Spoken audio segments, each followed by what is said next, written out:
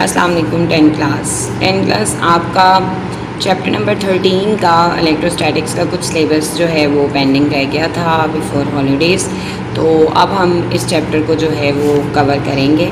आप सबसे गुजारिश है कि आपने इस चैप्टर की वीडियोस को देखना है, इसको अंडरस्टैंड करना है और आपके साथ इस चैप्टर्स के डिफरेंट जो पार्ट्स होंगे उनका टेस्ट होगा। और इस चैप्टर के इन पोर्शंस को मैं दोबारा नहीं पढ़ाऊँगी, ठीक है।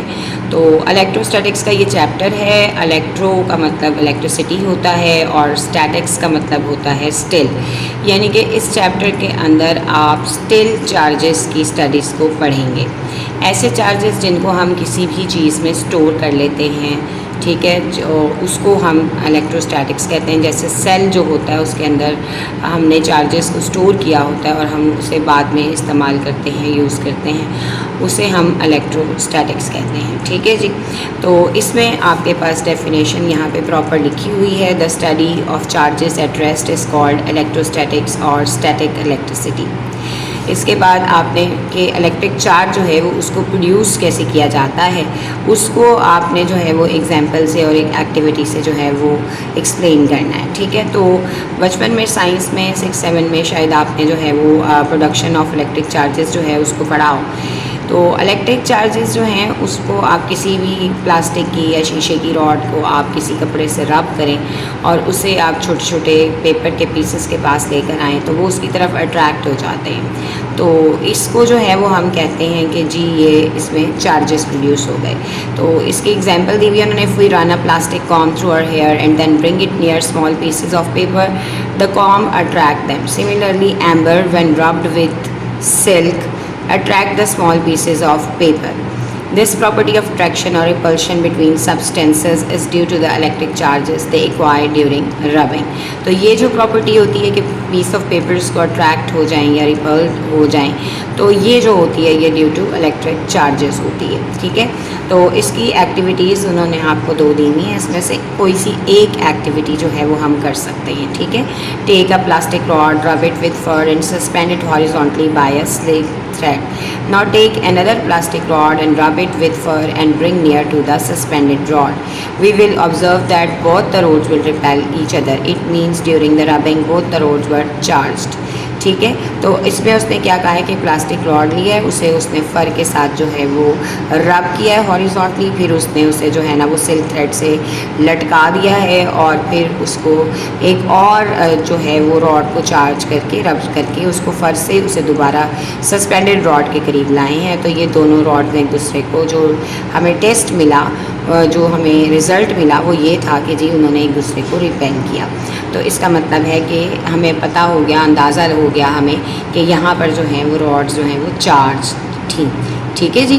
तो अब ये एक्टिविटीज़ से हमें जो रिज़ल्ट्स मिले, जो कंक्लूजन्स मिले, ठीक है, अभी उसके ऊपर हेडिंग दे सकते हैं कंक्लूजन्स की। पहला मिला charge is a basic property of a material body due to which it attracts or repels another object. दूसरा मिला friction produces 2 different types of charge on different material such as glass and plastic. 2 different किस्म के charges जो हैं वो produce हुए थे, क्योंकि आपको पता है कि रिपल्शन जो है वो डिफरेंट किस्म के जो चार्जेस होते हैं उनमें नहीं होती, ठीक है। उनमें अट्रैक्शन होती है और जो सेम चार्जेस होते हैं उनमें रिपल्शन होती है। Like charges always repel each other, unlike charges always attract each other, और repulsion is the sure test of the charge on a body. तो अगर हमने ये चेक करना हो कि किसी बॉडी पर चार्ज है या नहीं, तो हमें रिपल्शन देखनी पड़ती है कि उसमें हो रही है या नहीं हो रही, ठीक है। इसके बाद आपका टॉपिक है इलेक्ट्रोस्टैटिक इंडक्शन का। इलेक्ट्रोस्टैटिक इंडक्शन का जो टॉपिक है इसकी भी आपको एक एक्टिविटी करनी पड़ेगी, लेकिन पहले इसकी जो है वो डेफिनेशन है पेज नंबर 71 पे, ये आप लोगों ने पहले याद रखनी है। Whenever a charged body is brought close to an insulator conductor, the near end of the conductor develops an unlike charge while the far end of the conductor develops a like charge. This separation of charges is called electrostatic induction.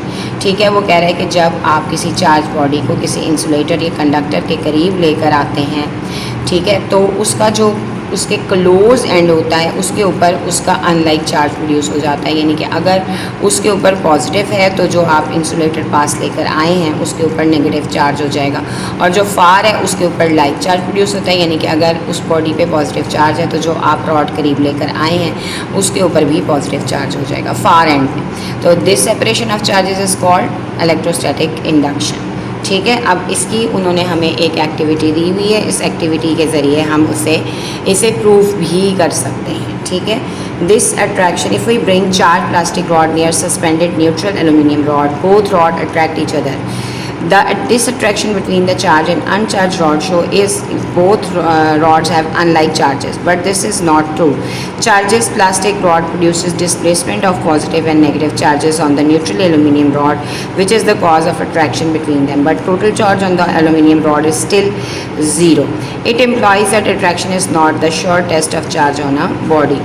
ठीक है, तो वो कह रहे हैं कि ये जो है आपके पास श्योर टेस्ट नहीं है। बेशक एलुमिनियम रॉड जो है वो चार्ज भी हो जाएगी और एलुमिनियम रॉड जो है वो शो भी कर देगी अपनी प्रॉपर्टी, लेकिन जो है वो इसका श्योर टेस्ट ये नहीं है। ठीक है, तो आज का आपका काम जो है वो यहीं तक है, आपने इसको जो है वो याद करना है और प्रॉपरली जो है वो इसको आपने लर्न करना है एक्टिविटीज़ को। ठीक है जी, तो कल इंशाल्लाह हम न्यू टॉपिक की तरफ जाएंगे। अल्लाह हाफ़िज़।